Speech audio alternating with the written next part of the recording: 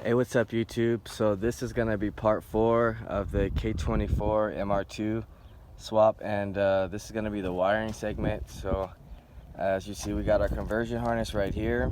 We got our charge harness that we're only gonna be using the starter and alternator connected wires. Everything else is on the actual engine harness. And then this is our actual fuse box harness that runs all the way to the front of the dash. So first thing is first is I'm going to be running the engine harness back to the back of the seat so I can install the ECU. ECU we're going to be installing, of course, is K-Pro on data. So we're going to be installing that and putting a map on that as well, because the injectors have been changed, and anything else I need to eliminate, like ELD light that you can't actually hook up on these cars, I will be eliminating as well. So I'm gonna go ahead and start getting everything ready. First thing is first though, like I said, is take the harness, put that in there, and then we'll plug up the ECU and then start getting to the harness, and then I'll show you guys everything I'm doing step by step. So let's get to it. Alright, so first thing I did was connect the engine harness that I ran back to the inside of behind the seat now, and I have the 2 plugs connected in, and then the C101 plug is gonna go into your CJ's wiring harness, conversion harness, and your E plug. So I have those 2 connected as so far, and now the rest I'll be going and following the directions of what they have. So it's pretty simple. They just need to switch power, which is this right here. So this is gonna be our switch power. This is gonna be our brown and black wire that we're gonna be getting from the fuse box, and then our starter signal is gonna be right here. We're gonna connect that to the red wire, and then our fuel is gonna be the blue and black wire. We'll be connecting that, and then we have a ground, and then this is just gonna go, if we end up doing the cluster swap, this just goes straight directly to your cluster and wiring harness. And the diagram is right here, and it tells you basically which color matches to which. As far as, you have to have the RSX diagram as well. So we're gonna connect those wires and then connect the power that was right here on the little box right here, as you can see right there. So we have to connect the power to that, and that should be good as far as our engine harness and our wiring conversion harness.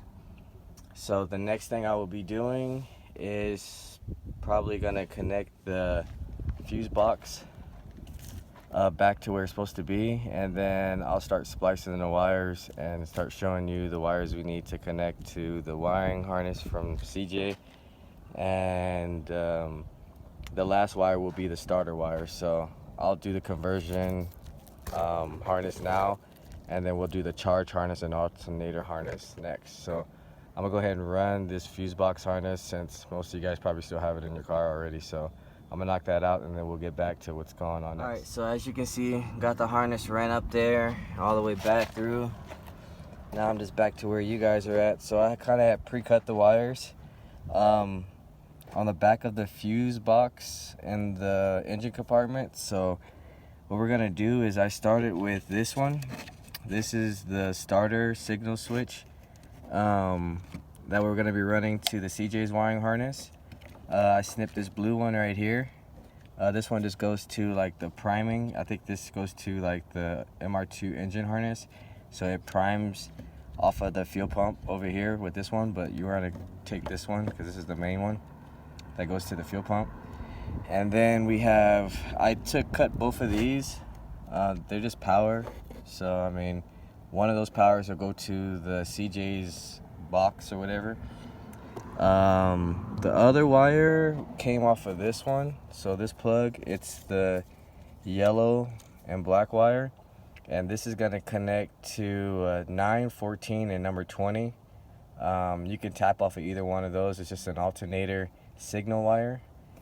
So you got that, and then you have these 2 right here, which you can only use one, or you don't have to use both, but it's basically your alternator charge wire. So this one, when I show you guys the charge harness, I'm going to be running directly to this. And then our last wire is our signal switch, which is power sent from the ignition. So we have this going to the CJ's wiring as well, so that's going to be extended to that. So that's all we really needed. These wires right here, you can cut them, I guess, and just rewire. This one is a brake pedal switch power, I believe. Some are grounds or whatever, but either way, you can slice these all off and just cut them if you want, and then you don't need the fuse box anymore, so you can cut that all out. Also, these wires won't be used, so if you want to strip this whole harness down to the bone to where it's just, you just need the wires you need. This wire, the blue fuel, alternator, yellow, black and brown is your signal, and then starter is the red one, all red.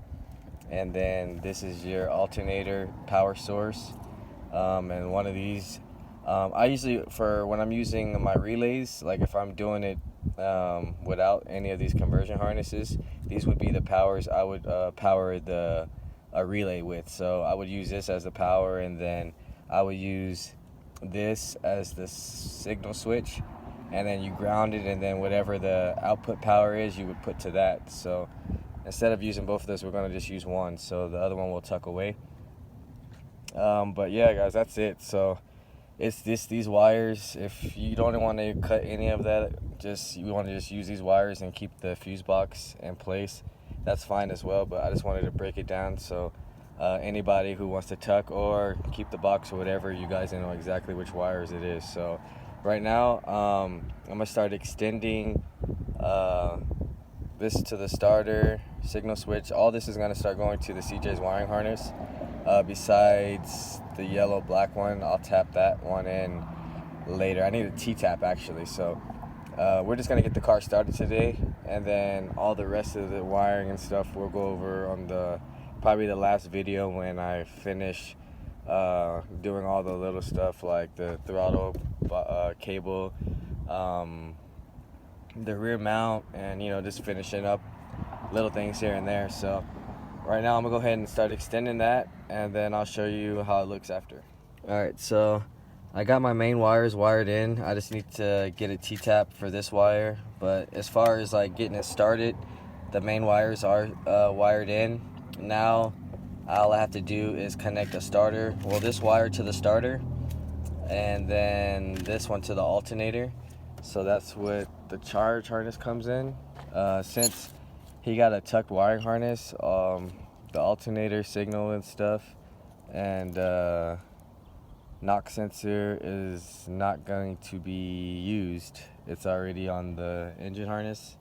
So all we need is this wire right here and this one right here to connect, and loom them between, like I said, the starter and this one, and we should be able to start after that.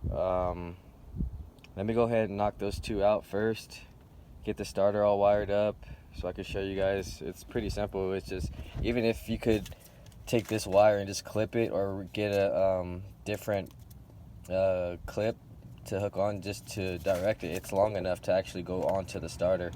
But I'm pretty sure this plug is too big to go around it, so I'm just going to connect a regular one for right now, just to show you how to get power to it. So I'm just going to throw power to it so we can get this car started. So we'll go ahead and knock that out so we can see if we get power. Hopefully the battery's charged and everything, and go ahead and get a crank up for you guys. Hey, what's up YouTube? So we're back, got the starter wire on, and right now gonna get ready to see if we can get the base map uploaded and get our first start. Right now I'm still having a problem with the ignition switch. I'm not getting any power from the starter when I crank it, so still gotta figure that out. But right now I just wanted to show you guys that the car starts. So I got my straight power from, I think it's coming from like the alarm or whatever, since the switch ignition alone isn't giving me the power I need to switch. So I got that on. Here we are on our base map. So what we're gonna do is go to new calibration up here.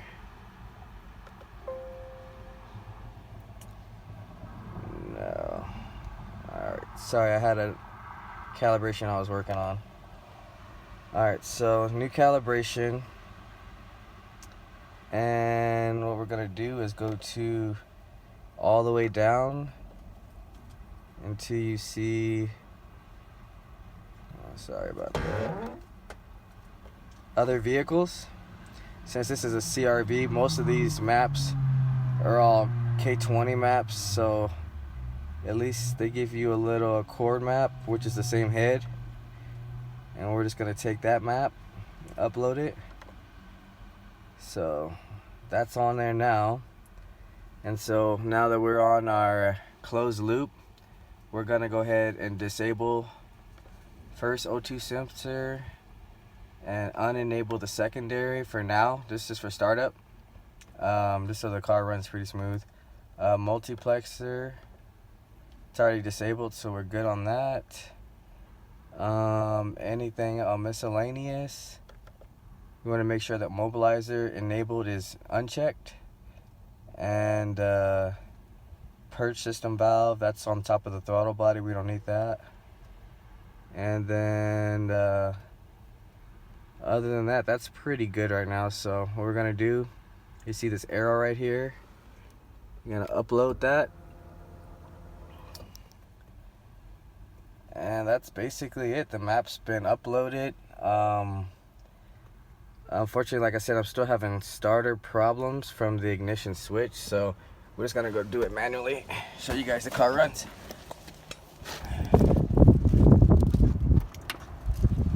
Alright, here we go.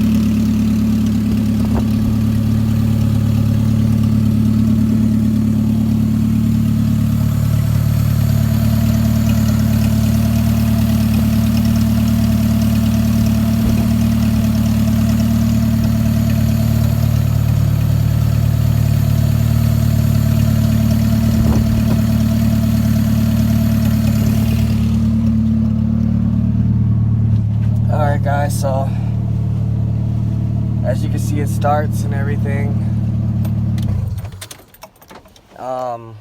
Like I said, I just got to figure out where the power is. Maybe the ignition switch is bad, or figure out where some wiring may be disconnected. But I didn't want to keep taking forever and to hold this video back from you guys. So got the base map on there.